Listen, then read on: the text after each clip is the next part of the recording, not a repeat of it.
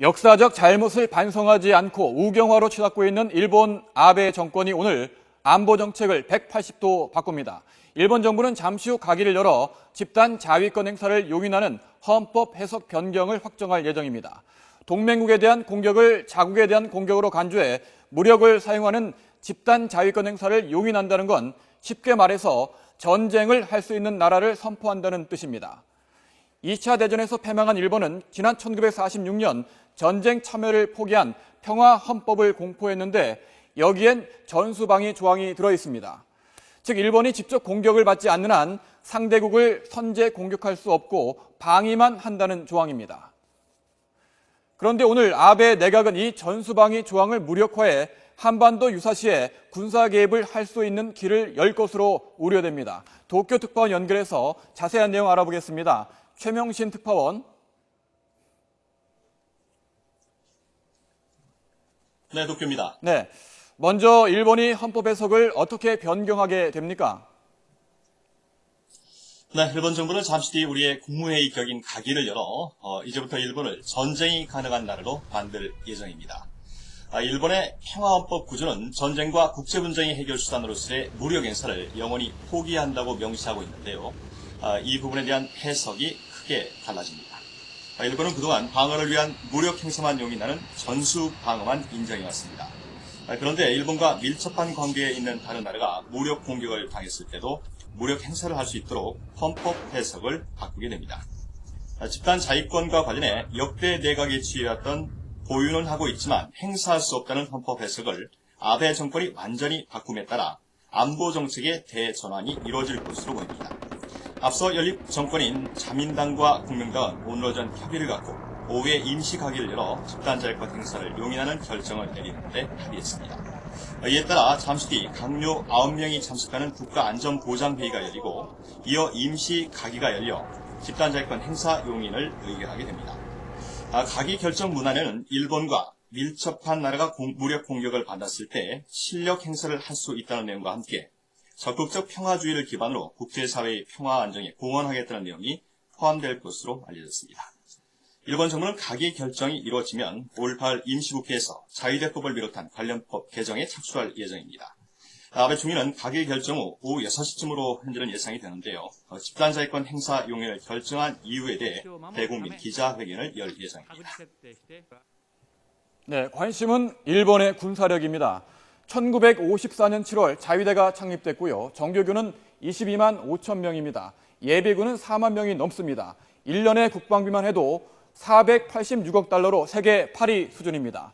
프랑스, 독일, 이스라엘과 함께 세계 8위권 수준인데요. 이런 자료는 바로 영국 국제전략문제연구소 자료를 보면 무기 보유 현황도 알 수 있습니다. 조기 경보 시스템 호크아이 17대나 있습니다. 헬기는 626기가 있고요. 이지스함은 6척, 구축함은 45척이나 있습니다. 항공모함도 2척이나 있는데 중국이 1척을 가지고 있는 것과 대비가 됩니다. 도쿄 특파원 연결해서 좀 더 자세한 이야기를 나눠보도록 하겠습니다. 네, 이런 군사력의 집단 자위권 행사까지 덧붙여지면 일본이 군사 대국화로 나아갈 가능성이 더 커지지 않겠습니까? 네, 물론입니다. 아베 정권은 그동안 중국과 북한의 위협을 내세우면서 집단 자위권 행사 용인 작업을 추진해 왔습니다. 특히 가장 대표적인 사례로 한반도 유사시를 거론해 왔는데요. 이제 북한이 미국에 대한 공격이나 도발을 시도하면 이를 일본에 대한 공격이나 도발로 간주해서 공격을 할 수 있게 됩니다. 이에 따라 동아시아 안보 환경에도 상당한 변화가 불가피할 것으로 보입니다. 우선 영토 문제로 맞붙고 있는 중국의 거센 반발이 예상됩니다. 이번 가기 결정으로 자위대는 지리적인 제한 없이 세계 어디든 가서 활동할 수 있게 됩니다. 또 자위대의 참전 범위에 대한 명확한 규정이 없어 정권이 그때그때 필요에 따라 자위대 활동 반경을 얼마든지 확대할 수 있는 여지를 남기게 됩니다. 이에 따라 일본이 앞으로 국제 안보 이슈에 적극 개입할 가능성도 커졌습니다. 특히 아베 정권은 앞서 지난 4월 그동안 무기 수출을 금지해왔던 무기 수출 3원칙을 전면 개정해 무기 수출의 길을 열어놓은 만큼 일본의 군사 대국화에 대한 우려가 커지고 있습니다.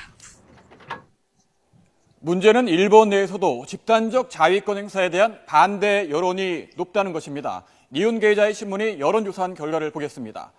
집단적 자위권 행사에 반대한다는 응답이 절반에 달했습니다. 찬성보다 훨씬 높죠. 개헌 없이 헌법 해석을 변경하는 게 가능하냐는 질문에도 절반 이상이 반대 의사를 보였습니다. 네, 최 특파원, 집단 자위권 행사 용인을 반대하는 목소리 지금도 여전합니까? 네, 그렇습니다. 평화헌법을 지키라는 일본 국민들의 요구가 시간이 갈수록 거세지고 있습니다. 어제 저녁이죠. 도쿄 총리관저 앞에서는 반전 시민단체 주최로 만여 명이 참석한 가운데 집단자위권 반대 시위가 열렸습니다. 참석자들은 해석개헌 결사 반대와 집단자위권은 필요 없다라는 구호를 외치며 거세게 항의했습니다. 또 오사카 시내 자민당 건물 앞에서는 시민 200여 명이 모여 전쟁하고 싶어하는 총리는 퇴진하라는 구호를 외쳤습니다. 헌법학자와 전직 관료 등이 참여하는 국민안보법제 간담회도 평화주의를 벌이는 중대사를 한 정권의 자의적인 해석 변경으로 용인하는 것은 입헌주의의 부정이라며 가기 결정을 단념하라고 요구하는 성명을 발표했습니다.